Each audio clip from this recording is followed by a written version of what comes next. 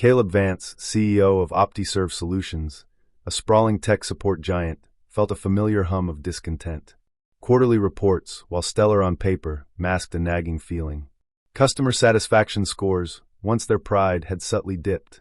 Employee surveys, too, showed a growing undercurrent of something. He suspected a disconnect, a widening chasm between his sleek executive floor and the buzzing front lines. So Caleb decided on a drastic measure. He would go undercover. His transformation was meticulous. He shed his tailored suits for ill-fitting polos and faded jeans. His usually immaculate hair was given a messy, unkempt cut. A cheap, plastic-framed pair of glasses obscured his piercing blue eyes. He practiced a slight slouch, a slower gait, and even altered his voice, deepening it slightly, adding a hint of a regional accent he'd once heard. He became Lenny, a new hire in the customer service department, starting at the very bottom. The scent of stale coffee and disinfectant now replaced the polished chrome and leather of his office. The constant clamor of ringing phones and chattering agents was a jarring symphony, a stark contrast to the hushed efficiency of his executive suite.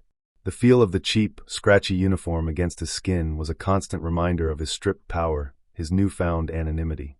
He was no longer the decision-maker, but a cog, indistinguishable from hundreds of others.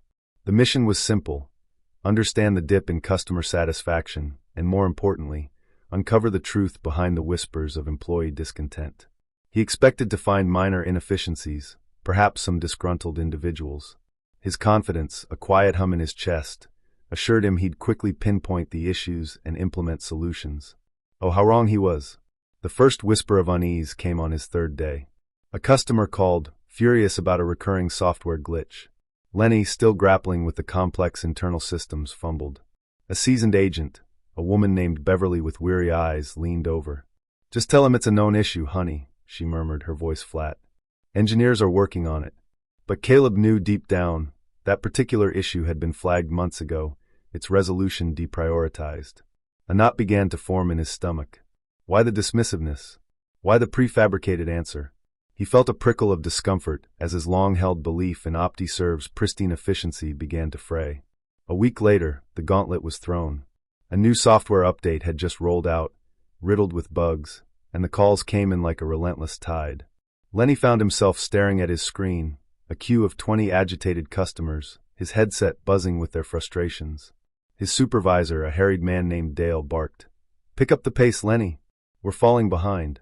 Caleb's heart pounded. He was used to commanding, not being commanded.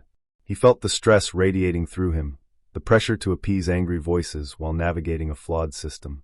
He almost let slip a technical term, something only a high-level executive would know. He quickly covered, mumbling about an old hobby. The close call left him sweating, shaken by the sheer volume and raw emotion. Then came the crushing realization, a blow that took his breath away. He was assisting a customer, a kind elderly woman, with a particularly complex technical problem. He found the solution, but as he went to apply it, a pop-up appeared. Feature unavailable for basic plan. His blood ran cold. This wasn't a glitch, it was a deliberate omission. OptiServe had recently introduced a premium tier, and basic plan users were being intentionally throttled, denied access to certain solutions unless they upgraded. Caleb had approved that policy, believing it a necessary business move. Now, seeing the elderly woman's hopeful voice dim, hearing her sigh of defeat, it hit him like a physical blow. The sudden coldness, the tightening in his chest, the stabbing realization of a truth he was blind to. He had created this barrier, this systemic neglect, all for profit. The voices of the unheard began to resonate deeply. During lunch breaks, agents would share their stories. One young man, Omar, spoke of working 60-hour weeks just to afford his ailing mother's medication.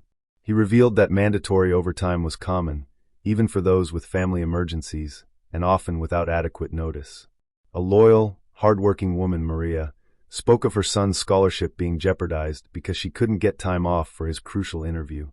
She looked at Lenny, tears welling in her eyes. "They don't care about us, Lenny," she whispered, completely unaware she was speaking to the man who signed their paychecks. "We're just numbers." Her words pierced Caleb's core, a raw, undeniable truth.